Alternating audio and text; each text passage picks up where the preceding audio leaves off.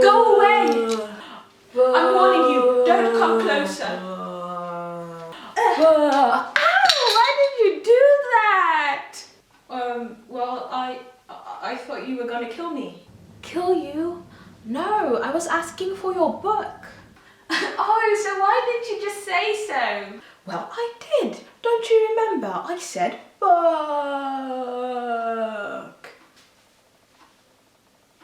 Oh, I'm so sorry. This is just all a huge misunderstanding. Here you go. Oh, thank you so much. Oh, no problem at all. Bye-bye. Bye. Such a weird little girl. Hey guys, it's Seji and welcome to the third episode of Blacklit, a series where I discuss everything within the world of Black literature. Today we're going to be talking about Justina Ireland's Dread Nation. Since we're going to be talking about the book, there will be some spoilers, and so this thingy will pop up for the major ones. As usual, the cover was the thing that initially drew me towards this book. It kind of reminded me of P.J. Lee Clarke's The Black God's Drum, and I had such a nice experience reading that one, so I wanted to give this one a try as well. Just a quick close-up of the book. You have the girl with a scythe, which is the main character's favorite weapon, and in the background you have the American flag. The story follows a black girl called Jane who was born during the American Civil War and 2 days before the dead started to rise on the battlefields. Because of this, both sides find a common enemy in the Shamblers, which is how they refer to their undead. As a result, the war gets derailed and guarded settlements pop up all over America to shield people away from the dead. Slavery gets abolished, but certain laws are made, which in particular force Jane to go to a combat school to learn how to fight Shamblers. Jane goes into training to become an attendant, which is a position where she would have to act as both a bodyguard and a companion to a white woman. All of a sudden, people in her town start disappearing, and Jane gets caught in a scheme which causes Shamblers to be the least of her problems.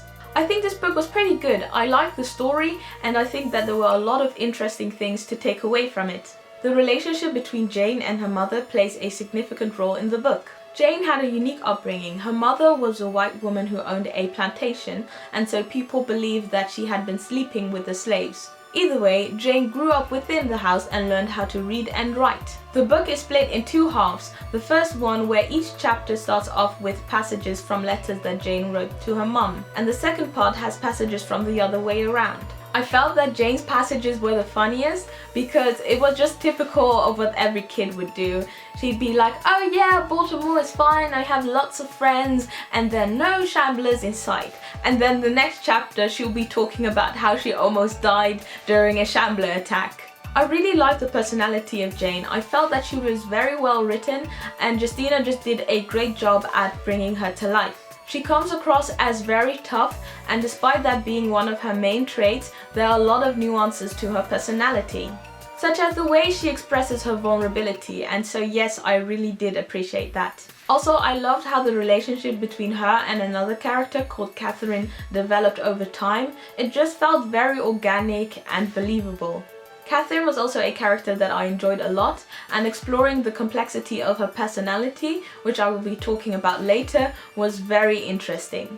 Justina is just very good at building characters, and that was definitely the strongest aspect of the book. I didn't have a hard time getting through the story, but there were some times where I started to feel a tiny bit bored. Those were mainly parts between the action scenes, and I felt that if those would have been a tiny bit shorter, I would have been able to get through it a bit faster. I have to say I felt slightly triggered though because of all of the racism.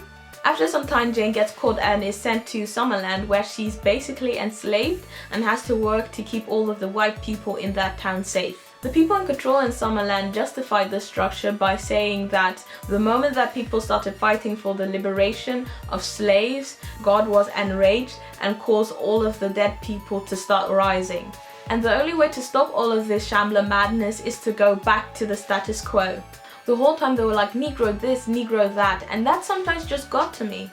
I do, however, feel that this was done intentionally to make you feel uncomfortable, because it just shows how truly horrific all this racist hogwash rhetoric is.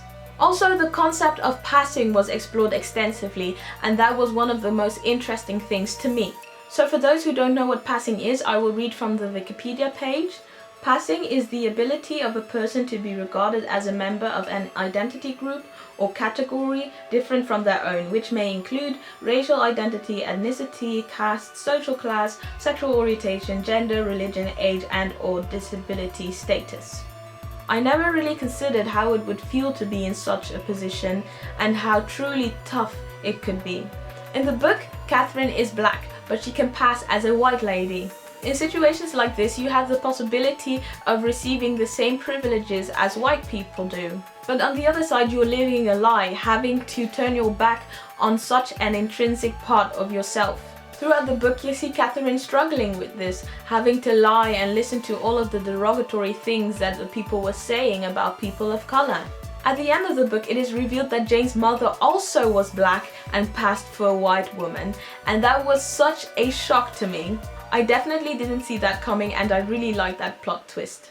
This also reveals another aspect of passing, because your children could, for instance, have more black features than you do, and as a consequence, basically outing you or making it seem as if you have been unfaithful. Another thing I felt was interesting was how Jane used her blackness. In order to survive, she plays into the stereotype of an uneducated slave. And as a result, a lot of people underestimated her, which in some sense also infuriated me, because I also struggle with this issue. All my life people have made assumptions about me based on my skin color, and I used to get very hurt when people used to question either my competence or my intelligence. I've had people telling me that I'm lying that I'm studying mathematics and econometrics. The term that I always get referred to as is an Oreo. Black on the outside and white on the inside.